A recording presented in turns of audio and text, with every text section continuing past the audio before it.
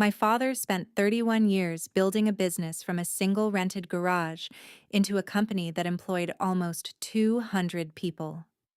When he died, he left it all to me, not to my husband, not to my mother-in-law, to me, because he trusted me to protect what he built.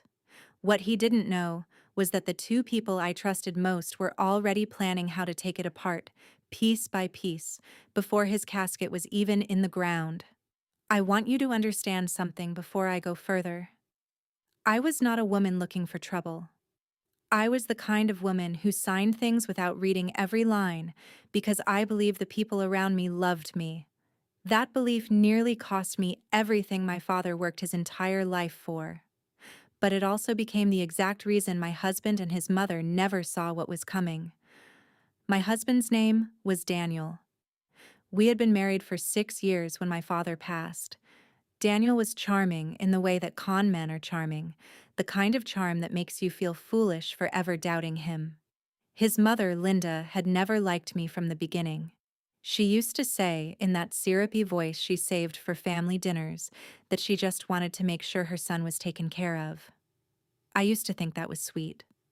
I didn't understand yet that taken care of meant something very specific to her, and it had nothing to do with love. The funeral was on a Tuesday. By Thursday, Daniel was already talking about restructuring.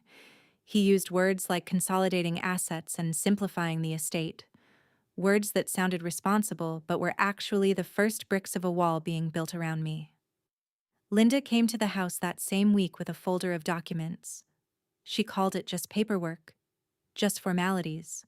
Nothing you need to worry your pretty head over.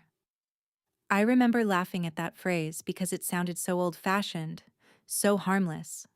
I had no idea it was the exact strategy they had planned. Here is what I didn't know. 2 weeks before my father died, while he was still lucid in the hospital, Daniel had visited him alone. He told me it was just to keep him company, to give me a break from the exhausting hospital shifts. What he actually did was plant seeds. He told my father that I was overwhelmed, that I wasn't equipped to run a company, that it would be safer for everyone if there was a transition plan in place that gave Daniel operational control while I kept a symbolic title. My father, weakened and trusting his son-in-law, signed a preliminary letter of intent. Not the final transfer. Just enough to give Daniel something to build on. After the funeral, Daniel used that letter to approach my father's lawyer, a man named Richard Voss, who had been with the company for over 2 decades. Daniel told Richard that I had asked him to handle the estate transition because I was too grief-stricken to deal with it myself. Richard, a good man but a busy one, believed him. Documents started moving. Shares started shifting into a new holding structure that listed Daniel as managing partner. My name was still on paper, but my authority was being quietly rerouted into a maze of committees and approvals that Daniel controlled. Linda's role was subtler and, in some ways, crueler. She started showing up at the house almost daily, insisting on helping me organize my father's belongings, his personal files, his old correspondence. She said it was to spare me the pain of going through it alone. What she was actually doing was searching for the original will, the handwritten letter my father had left me the year before he died. A letter that spelled out in his own words that the company was mine and mine alone, no conditions attached. She never found it, because I had already moved it to a safety deposit box months earlier, after a dream told me to trust nothing in that house. Looking back, I think some part of me already sensed what was coming before I had proof of it. The unraveling started with a phone call. Not my phone, Daniel's. I picked it up by accident because it buzzed on the kitchen counter, and I saw a text message from Linda that read, "Once the transfer paperwork clears next month, we finally won't need her signature for anything." I stood there in my own kitchen holding my husband's phone, feeling something cold settle into my chest. Won't need her signature. As if I were an obstacle. As if I were furniture in the way of a renovation. I didn't confront them that day. I want to be honest with you, because I think this is the part people skip when they tell revenge stories. I cried for 3 days straight. I felt stupid. I felt like every kind thing Linda had ever said to me was a performance, and every reassuring word Daniel had ever whispered was a rehearsed line. But somewhere around day 4, the grief curdled into something sharper. I stopped crying and started reading. Every document, every contract, every email Daniel had ever sent from the company account. The first thing I did was call Richard Voss myself, not through Daniel, and ask him directly whether I had ever requested him to transfer authority to my husband. Richard went quiet on the phone in a way that told me everything before he even answered. He admitted Daniel had told him I authorized it verbally, given the stress I was under. I asked him one question. "Do you have anything in writing from me?" He didn't.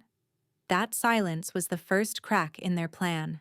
The second thing I did was retrieve my father's handwritten letter from the safety deposit box.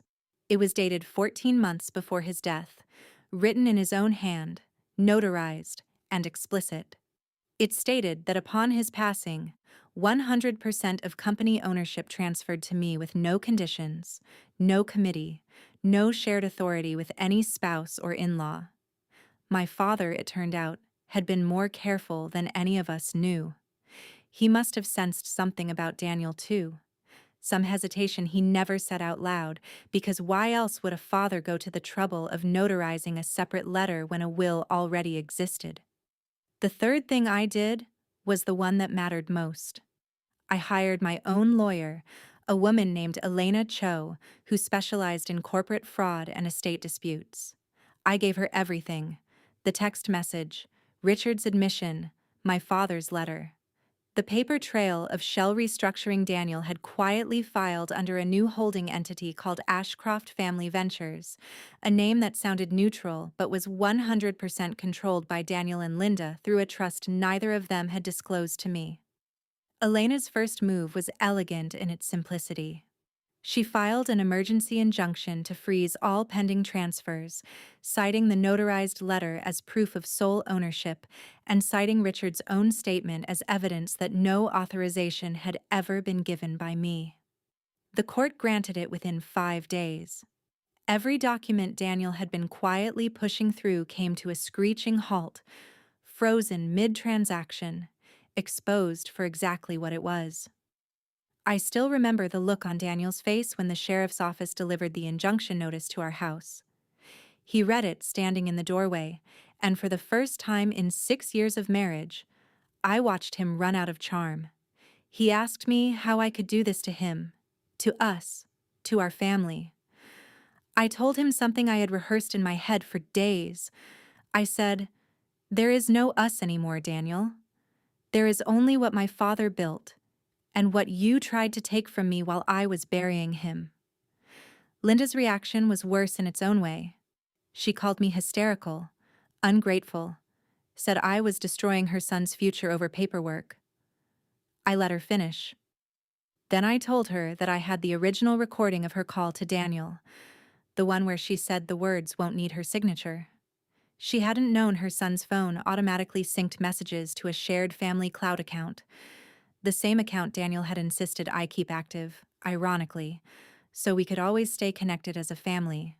That account became the single piece of evidence that dismantled every excuse they tried to construct afterward. The legal process that followed took 9 months. Elena built a case not just for reclaiming ownership, which was already secured through the injunction, but for damages related to fraud, breach of fiduciary trust, and unauthorized use of company assets. Daniel had, in the 4 months after my father's death, quietly funneled company funds into Ashcroft Family Ventures, disguised as consulting fees. It amounted to just under $400,000. When that surfaced in discovery, even Richard Voss, still carrying guilt over his earlier mistake, testified against Daniel without hesitation. The court ordered full restitution.